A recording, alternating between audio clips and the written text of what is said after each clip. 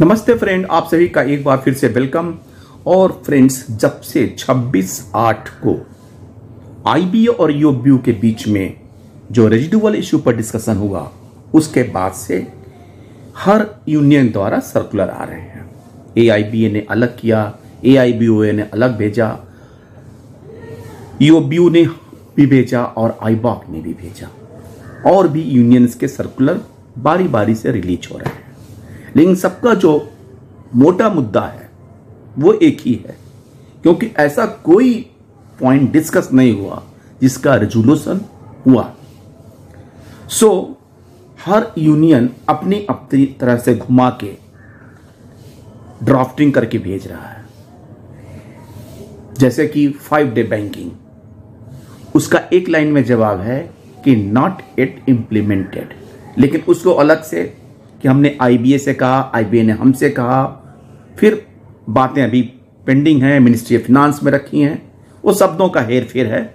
लेकिन जो एक लाइन में जवाब है कि वो अभी इंप्लीमेंट नहीं हुआ और ना ही कोई ऐसा डेवलपमेंट दिखाई दे रहा है कि निकट भविष्य में इंप्लीमेंट हो जाएगा। बात दूसरी है पेंशनर्स की, रिटायरीज की। पेंशन अपडेशन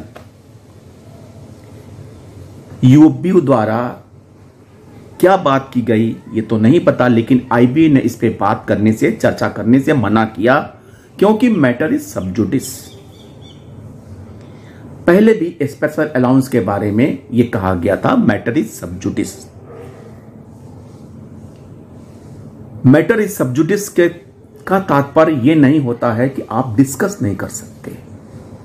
अगर आईबीए, मिनिस्ट्री और ईओबीयू चाहते हैं कि पेंशन अपडेशन का कोई मामला सुलझे, तो डिस्कशन करके अगर आप फाइनल करते हैं तो कोर्ट को आप अपना रिप्लाई सबमिट कर सकते हैं कि इस इशू पे ये डिसीजन लिया गया है, सो हम केस विड्रॉ कर रहे हैं, या केस हमारा इस नजरिए से देखा जाए। ये सबजुडिस में ये कहीं नहीं है कि अगर कोर्ट में कुछ पेंडिंग हो तो दो पक्ष मिलकर आपस में बात नहीं कर सकते हैं, क्योंकि वो दो पक्ष उससे एसोसिएटेड होते हैं। लेकिन अच्छा है, 5 लाख 6 लाख की जो बैंकर रिटायरीज हैं उनको बरगलाना की सब मैटर इज सबजुडिस, सो हम बात नहीं करेंगे। चलिए, ये मैटर सबजुडिस था। डीए मर्जर 8088 पॉइंट का डीए मर्जर, जैसा कि 12th बाइपार्टाइट सेटलमेंट में नवंबर 22 के रिटायरीज का, ये पेंशनर्स का हुआ है।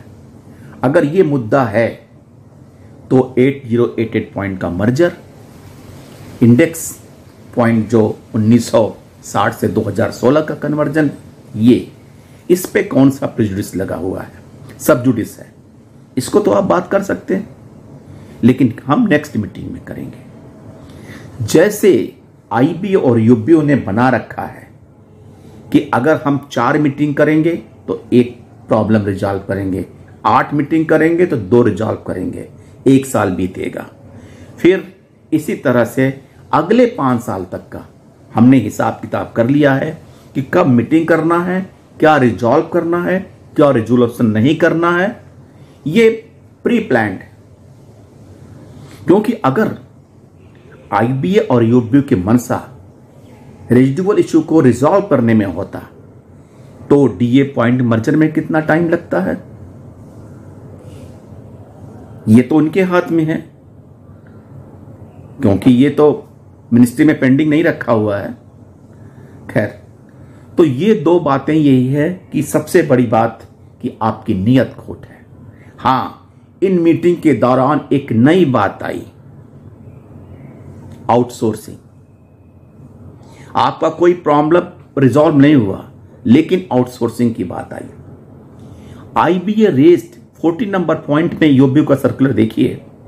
IBA raised the issue that managements be permitted to outsource non core jobs in view of RBI guidelines and supreme court judgment. ये आईबीए ने प्रपोज किया कि परमिशन के लिए चाहिए, मैनेजमेंट चाहती है, क्योंकि आरबीआई और सुप्रीम कोर्ट के जजमेंट के अनुसार we informed that the issue may be discussed in the subsequent meeting after unions discuss the issue among themselves. ये अगले मीटिंग के लिए बारे में डिस्कस करेंगे जब हम आपस में इस बारे में चर्चा कर चुकेंगे। सीधी सी बात है। लेकिन यूबीयू ने ये नहीं कहा आउटराइटली कि हम इस पे कोई बात नहीं करना चाहते हैं, बैंकों में आउटसोर्सिंग नहीं होना चाहिए। आपको याद होगा कि पिछले 1-2 साल से अप्रेंटिस की भर्ती हो रही है बैंकों में। Central bank of India, Indian bank, bank of Baroda और अभी हाल में आज ही कल में circular union bank of India का अप्रेंटिसशिप आया है। यूनियन कहती तो है एडुकेट रिक्रूटमेंट, कंपल्सरी ग्राउंड पे अपॉइंटमेंट, फिर क्या रोक पा रही है? अप्रेंटिस भर्ती हो रही है, 500, 1000, 1500 की अप्रेंटिस आ रहे हैं। फिर उसके बाद अगर हम पहले तो शुरुआत नॉन कोर जॉब से ही होती है, आउटसोर्सिंग की होगी, फिर रेगुलर होने लगेगा। अगर एक बार आईबीए ने मनसा बना लिया है कि ये होना है तो 1 मीटिंग, 2 मीटिंग, तीसरी मीटिंग में कह देगा दिस इज द ड्राफ्ट, आप साइन करो। और हमारे यूबी के जो बोगस लीडर्स हैं वो साइन करके आएंगे और फिर कहेंगे कि मैंने 3 महीने टाल दिया था, अब मुझे करना पड़ रहा है।